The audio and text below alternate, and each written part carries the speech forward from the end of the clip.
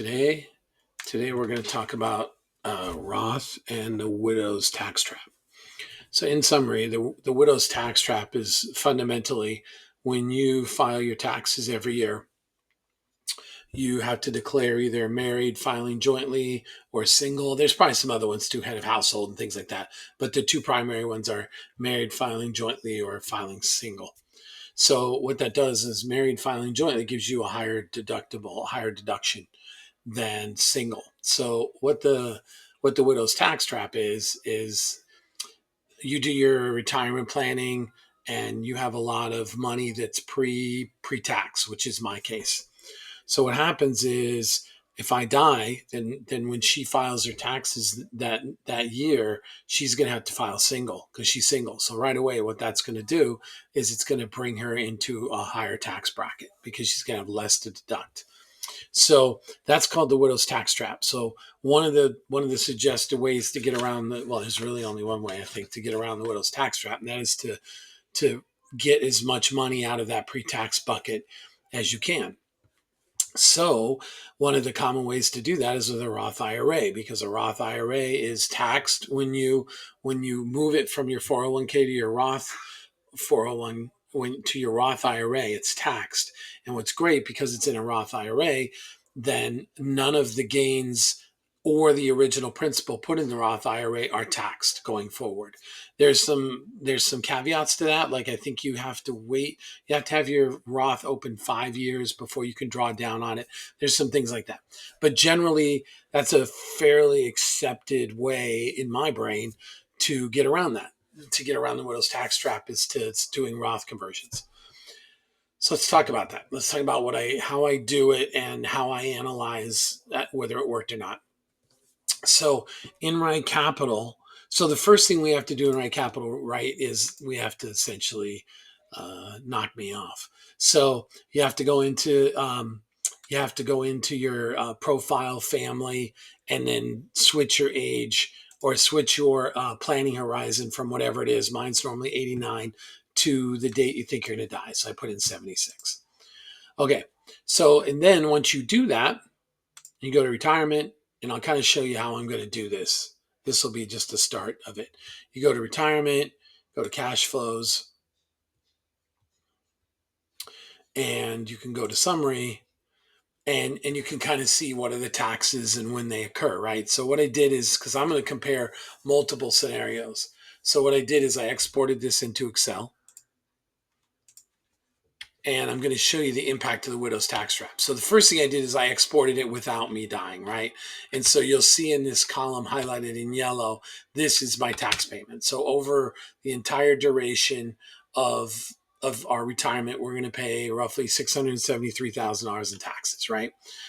So now what happens is after I went into Right Capital and I basically reduced my lifespan by reducing the length of the plan, the duration of how long I'm planning for. And then I did the same thing again. I went to summary and I exported again and compared it. So it becomes pretty easy to see, right? So if you look at this, we'll go down here. You'll see that if both of us go till 89 and 91, the taxes are 673,000. But if I should die, and you can see because you'll see the hyphen here, that means that I'm no longer in the picture. So Beth is 79 and I'm gone. So you'll see that what happens is that tax rate goes up to 823,000. So that's a big difference, right? You're talking a couple $100,000 difference, or in this case, $150,000 more in taxes. And that's what this column is. This column is essentially just saying, what's the difference between the taxes and what's the sum? So that's the widow's tax trap, right? Now, we're okay. And I know I'm okay because if I look in here and I go to retirement, and I go to analysis, this is with me dying. We still have, I think it's like a 94%, 94% probability, or 83 with the current stuff. So generally I'm okay. I'm not worried. Some people, this knocks them out. Like some people, this extra 150,000 actually decimates their plan and hurts them. So for me, it doesn't, if I don't do this, it's not like we're not going to have a successful retirement, but it still is $150,000 more that we're paying in taxes. And nobody likes that. So then what I did is I went in and said, well, let's model. Let's go ahead and model or go into Right Capital, which I'm going to show you how I did that. Let's model a Roth drawdown. So we're going to go to Profile, Income, because remember, this is income, right? What you're doing is you're withdrawing from your 401k, putting into, you're withdrawing your 401k and converting that to a Roth IRA. So that's the first half, is how do I get the money, convert it, put it away. The second half of that equation is when I die, then she needs to start taking it out of that Roth and using that money, which has already been taxed and none of the gains are taxed, to keep her taxes low. So how do you do that? So you create a distribution. This is the first one. This is converting the Roth, converting the 401k into a Roth. So and I'm going to do like 4 examples of this, but for this one, the one I landed on last it's $150,000, which obviously is going to push me up into some higher tax brackets. But I'll show you, I did several of these, and the most advantageous one seemed to be the biggest amount. So I said 150,000 fixed dollar amount. The owner's Beth. Now, that's because I'm dead. It seems funny to say that. So anyhow, one of the things to make note of this is when you're doing this, make sure that your 401ks are recorded as joint. Otherwise, it has problems withdrawing some of this stuff.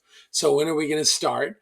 We're going to start putting away the Roth at 65. So why am I waiting so long?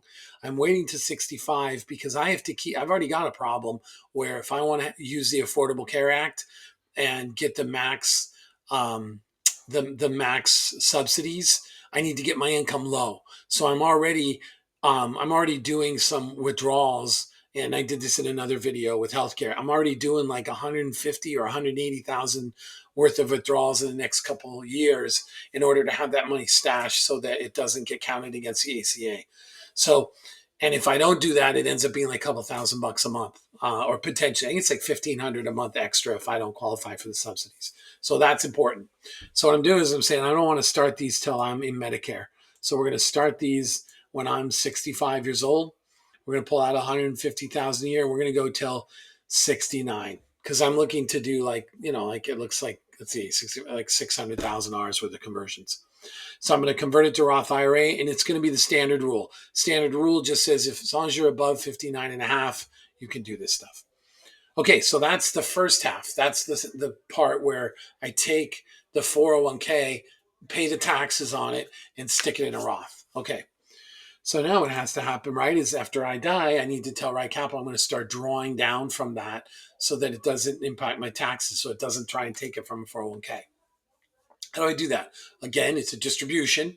So this time we're doing a distribution over 10 years. We're going to deplete the entire Roth over that number of years. The reason I'm doing it this way is because when I first started doing this, it was weird. It wasn't using the entire Roth. And I would put in a number like, well, if I put away 300 and it's over 10 years, it's 30,000 a year. But what Right Capital does is Right Capital takes your 401k returns and emulates it in your Roth. And so you're getting returns. So in order to spend it down, you're actually spending more than what you put in because of the gains. So that's why I do this deplete over a number of years instead of a fixed amount. And so over 10 years, it's going to deplete the entire amount over 10 years from the Roth IRA accounts starting the year I die, age 77. So what that would mean in English terms is that I would have to make sure that Beth knows that, hey, when I die, instead of just taking it from my 401k, start taking from the Roth so you won't get taxed on it.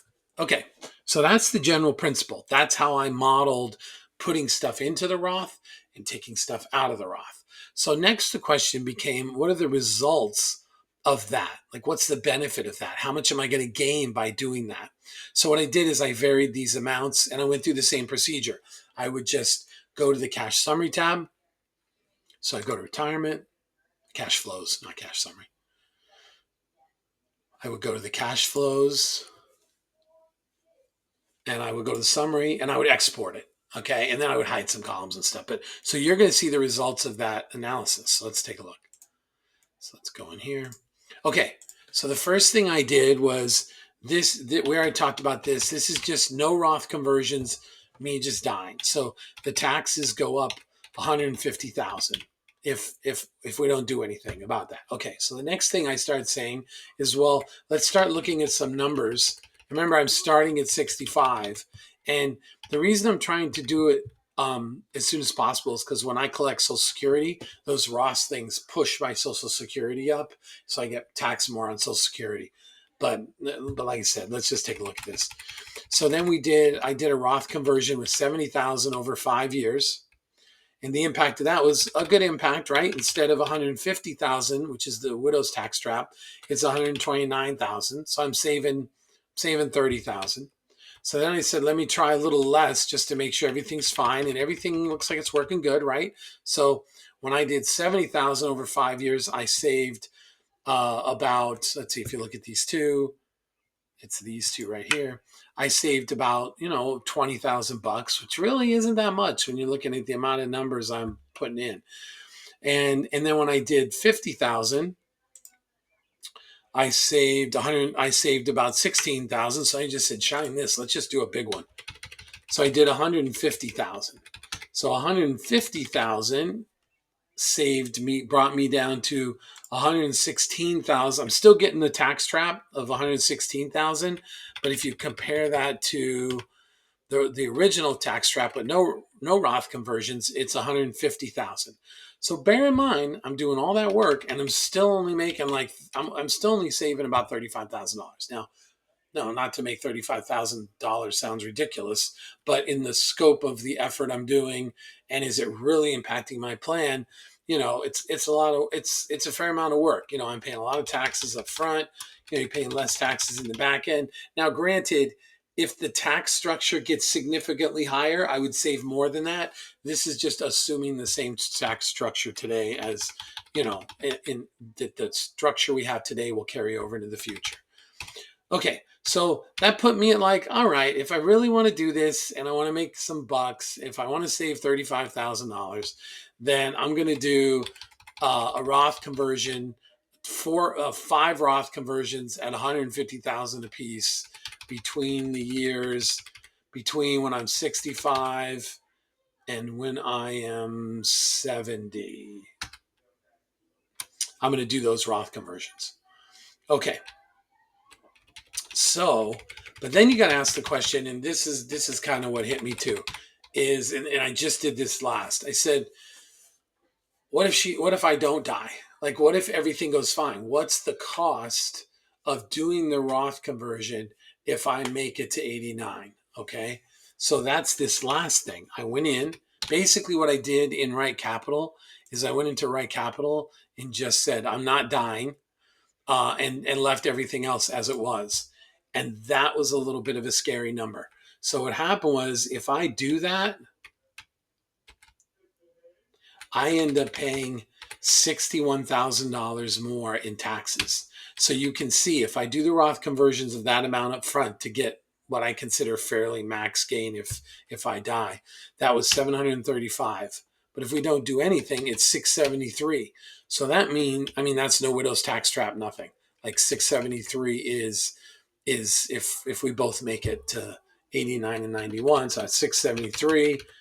And this is 735, giving me a difference of 61. So now I'm really in a dilemma, and I'm still in this dilemma. I don't know how I'm going to answer this. Is it costs me $61,000 to do this? It costs me, I guess as I'm going to say it, it's going to be obvious. It's going to cost me $61,000 to do this if everything's fine. On the off case something should happen to me at 77, then it's going to save $35,000. So I guess that's just kind of stupid now as I'm hearing myself say it. So I was really surprised this happened. Like I said, some reminders. I had to wait till I was 65 to start doing these Roth conversions, because if I bring these Roth conversions in too soon, it's going to impact my ACA. Now, ideally, had I been planning 10 years ago, I would have done these Roth conversions 10 years ago, and the result would have been completely different, I'm sure. Even though that would have brought me into a higher tax zone too, because I was working then. So that means that 200,000 a year or 220 that I was making, it would add to that. So it would really bump up the tax bracket, which I'll never see that tax bracket in retirement. So Who knows? That could have been a problem too. It doesn't do me much good to look back like that. So my initial analysis on this, which is I spent a few hours trying to figure this thing out, partly because Right Capital did some weird things. Um, I mean, it wasn't weird. It was me giving it bad data. So on my initials, it's not worth it. It's if things go as planned and everyone works out fine, then this plan would cost me 61,000. If I die, then this plan would save 35,000. Doesn't seem like a comparison. So as I was thinking last night, I think the only way to really avoid the tax trap is the second I die, she should go get married to somebody else. Uh, just kidding. But from a tax perspective, that is actually the best way to avoid the widow's tax trap. Don't be a widow. Um, so, like I said, that's my money. This is my scenario. It may be different from others. I did model a couple other little things. I just didn't have time, and it does seem like the impacts of the Roth conversion are much better if you do it a lot earlier. So had I been doing these at like maybe 50, but then again, you don't know because like I said, I was making more money then. I didn't model that what it would do to the tax bracket. So in this particular case, it I don't know. I don't think I'm going to do a Roth conversion. Like it doesn't seem to be worth the small amount. I'm sure I could bump this up to instead of doing 150 grand, I could do 200 grand or something like that. But even then, I only have so much into that Roth, into my 401k. So if I do it for 200 grand, that's like a million. Um, and I just it wouldn't extrapolate that much more. Maybe another 5 grand or something like that.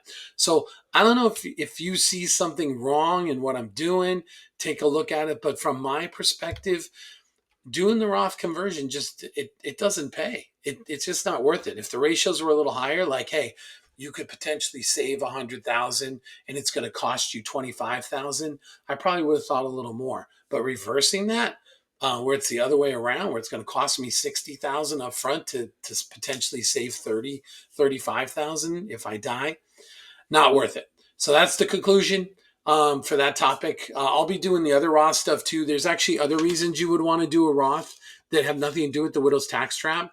One is if you think the tax structures are just going to go ballistic off the charts in the future, then it's great.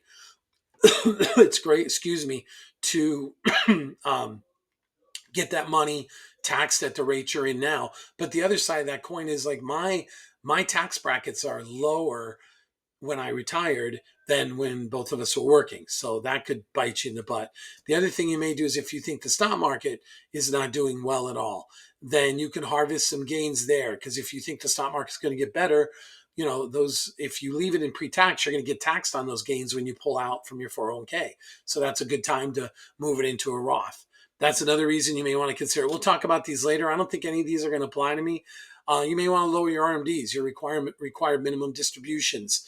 When you hit a certain point, the government says, listen, you're going to pull out that stuff so we can get our taxes. So you may want to lower those because just like dying puts you in a higher tax bracket because now you only get a single deduction, RMDs may put you in a higher tax bracket than you're ready for as well. That's not the case for me because my RMDs seem to work fine with my regular retirement because I need the money then anyhow. So, and then the other thing you may want to do, which I will consider this as I get older, like significantly older, is if you want to avoid a legacy tax on your kids. So I don't quite know how this works, but I know the government taxes them when they get that, when you bequeath your 401k to your children, they're going to get taxed on that 401k when they draw down from it. Um, so so it may be smart, and not only that, they'll probably get an inheritance tax too on that. It may be smart to say as you get closer to say, listen, I'm going to take that beating a little bit. It's going to cost me a little more money, but it'll help with the kids because when they get it, essentially the money will have already been taxed and all the gains. So I will probably do some videos on those other things to see if it helps. But basically, if Roth conversions are dorking me up like this with the widow's tax trap, I don't see why they wouldn't dork me up on these other things too. But I think the key to this whole thing, if you're younger, is do those Roth conversions. And this is what I tell my kids. do the Roth 401k when you're not making a lot of money, because then you lock in all those gains for the next 21 years or 20 or 50 years, depending on how you live. The earlier you can do Roth, the better, but you have to watch your income cycle, right? Because if you're at the peak of your income cycle and you're converting Roths, you're just adding all that income to your income cycle. And so what happens is you hit this really high tax bracket. So that's a lot about Roths for one day. Um, Not a great thing for me. I was a little disappointed. I got to admit, I was surprised at the end of this analysis. So if you see a hole in my analysis, if you see something's wrong, drop it in the comments. Have a great day. Take care.